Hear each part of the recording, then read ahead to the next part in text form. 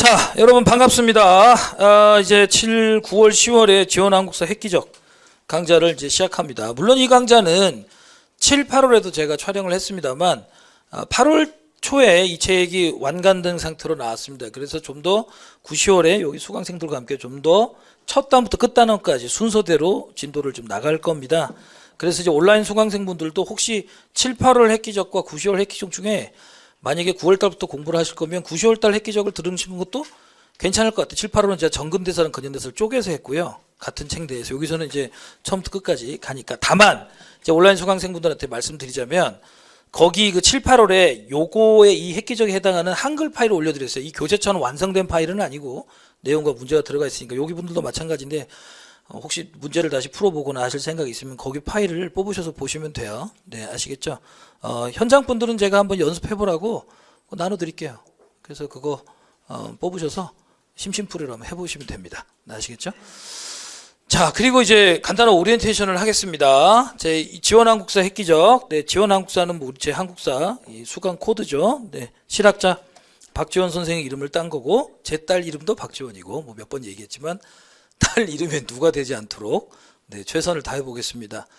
보통의 이제 기출 강좌가 보면 기출 문제 위주로 구성이 돼 있죠. 그런데 저는 제 경험상 제가 경험이 뭐 아주 많지는 않습니다만 제 공무원 강사 경험상 이론을 끝내고 기출 강좌를 바로 들어가면 문제를 못 푸는 일들이 자꾸 벌어져 가지고 먼저 우리가 공부했던 주제들을 조금 주제는 순서는 좀 바꿨습니다만 핵심 이론을 100주제로 쪼개서 보고 그 다음에 거기에 해당하는 기출문제를 제가 바로 풉니다. 그리고 기출문제만 넣지 않았고요. 적중 예상 문제라 그래서 앞으로 나올 가능성이 있는 문제들, 그러나 기출에서는 그런 방향으로 다루지 않은 문제들을 제가 개발한 문제들을 집어넣어놨습니다. 그래서 총 문제가 1300문제 정도 됩니다. 작년에 했던 똑같은 강좌인 뭉쳐야 푼다 때부터 주제는 좀 더 합쳐서 진행을 하고 문제 수는 좀 더 늘렸습니다. 작년께 1100문제였는데 200문제 늘렸어요. 그래서 아마 여러분들이 정말 시간이 없어서 한국사 공부를 더 이상은 진행할 수 없다면 여기까지를 끝내시고 완벽하게 이게 복습이 되면 100점 나옵니다. 안 나오면 나를 죽여가지고 이대학은 저기 그 딱정벌레 옆에 붙여두세요. 그러니까 그럴 일은 전혀 없어요. 그러니까 대신에 여러분들이 완벽하게 복습을 잘 하시면 됩니다. 이거는 제가 방구각 올 때 처음 초심으로 돌아가겠다는 뜻으로 작년 6월에 찍은 사진을 어떻게 방구각이 너무 좋은 회사라 살이 한 20kg 가까이 쪘네요. 네, 그래서 어찌됐든 지금부터 이제 어떻게 우리가 공부할 것인가를 좀 보면요. 이 교재에 대한 간단한 소개를 하면 네, 1번은 완벽 정보고 좀 낯뜨겁고 어찌됐든 핵심 이론, 기출문제, 예상 문제를 종합적으로 분석한다. 그러니까 출제 코드 분석이라고 제가 수강에도 써놨는데 단순히 문제를 푸는 게 아니고 이 주제에서 어떤 방향의 문제가 나온지 그리고 그 문제 방향을 통해서 자연스럽게 주제를 다시 한번 점검하는 게 일종의 제가 볼 때는 이론 수업의 연장선에 있으면서도 문제풀이의 첫 시작이라고 할 수 있습니다. 그래서 한국사를 100개의 주제로 쪼갰는데 기존의 제 그 99주제 한 권 끝 이론서는 시대사로 나갔잖아요. 근데 여기서는 효율성을 높이기 위해서 여기서부터는 정치사를 시대사로 나가고 그 다음에 경제사를 통사적으로 주제별로 뭐 농업, 뭐 상업 이렇게 보고 그 다음에 사회사도 그렇게 보고 그 다음에 문화사를 또 주제별로 통사적으로 보고 그 다음에 근현대사로 들어갑니다. 그래서 핵심 이론을 빠른 속도로 이해하고 물론 이제 우리가 이론 수업할 때처럼 핵심 이론을 느릿느릿하게 설명할 수는 없어요. 네, 이제 이런 것들을 다시 기억을 떠올리십시오 하고 점검을 하고 그 다음에 곧바로 기출과 예상 문제를 분석합니다. 자, 주차별 강의 진행에 대해서 짧게 말씀을 드리면 뭐 매주 쪼개놓고 원래 구성을 했다가 8주를 못 지킬 것 같아서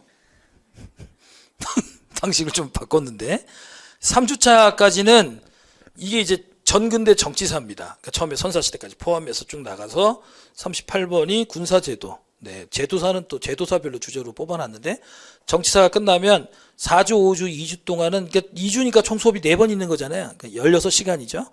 이때는 이제 수치제도, 경제사부터 시작해서 마지막으로 문화사의 마지막 주제인 유네스코까지 그리고 6, 7, 8주 그러니까 총 6번이죠. 24시간 동안 근현대사, 흥선대원군부터 통일정책까지 이렇게 주제를 봅니다. 그래서 처음에는 정근대 정치사, 가운데 부분에서 전근대 경제사회 문화사, 그리고 마지막에 근현대사로 진행한다라고 이해하시면 되겠습니다. 그러면 여기 온라인에도 우리 제 랜선 수강생 분께서 한 분이 저한테 야 기훈아 좋은 말로 칭찬해 주셨더라고.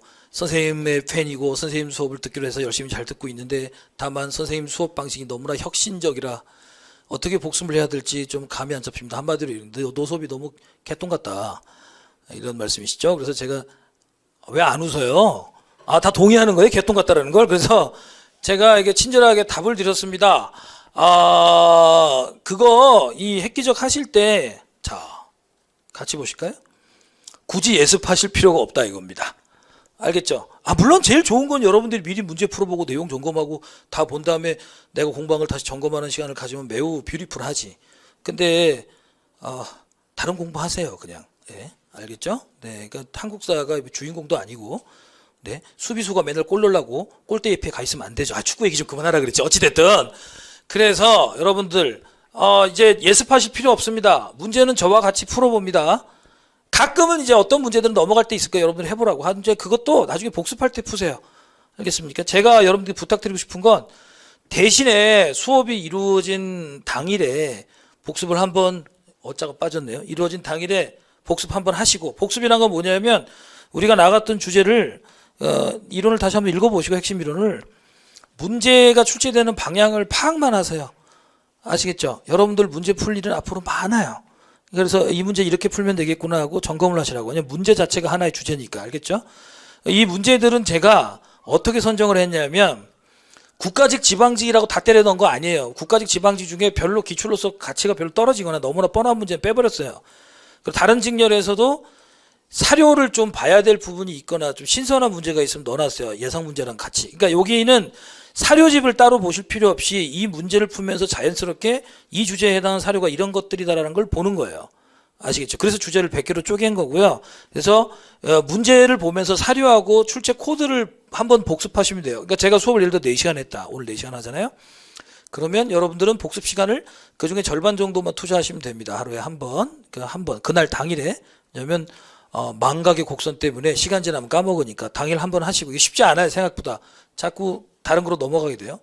1주가 지나기 전에 복습 위에 이건 이제 1시간 정도만 빠른 속도로 다시 한번. 그러니까 일주일에 여러분들이 복습 시간을 최대 4시간 정도 하시면 여러분들이 이것만 지켜주시면 출제 코드는 완전히 파악하시게 될 겁니다. 출제 코드가 파악이 끝나면 예를 들어 무슨 조선 정치사에서는 이러이러한 문제들이 나온다는 파악이 일단 끝나면 그 다음부터는 여러분들이 뒤에 이어지는 무슨 단원별 예상 문제니 뭐 십지선단이 혹은 모의고사 같은 거 하면서 여러분들이 빠진 오류만 이제 빼내면 되거든요. 찾아내서 확인하고 점검하면 끝나요. 그때는 일주일에 하루 정도만 투자하면 되는 거예요. 1시간, 3시간 정도만 복습까지 합쳐서 4시간. 요때 여러분들이 엣지를 넣어서 좀 요것만 충실히 따라 주십시오. 분명히 말씀드리지만 여러분들이 미리 문제를 풀어오시면은 공부하시긴 더 수월할 수 있어요. 그렇게 되면 여러분들이 수업을 들으실 때 편할 수도 있겠지만 그 시간만큼 다른 과목의 공부를 못하는 거예요. 아시겠죠? 다소 이제 쫓기듯이 여러분들이 저를 따라오시면서 수업을 들으시고 허덕허덕거리면서 따라온 다음에 그 다음에 다시 한번 보시면서 그걸 완성하면 돼요. 나머지 시간에 미리 예습하는 시간에 국어, 영어 그리고 전공 과목에 투자하시면 되겠습니다. 아시겠죠? 네, 그거를 잘 부탁드리면 됩니다. 물론 저는 절대자가 아니기 때문에 이 말을 듣기 싫으면 여러분들이 안 들으셔도 되지만 제 생각에는 이게 제일 좋은 방법이라는 생각이 드니까 되도록이면 따라 주시기를 부탁드리겠습니다. 자, 그래서 이제부터 본격적으로 시작을 해보도록 하겠습니다.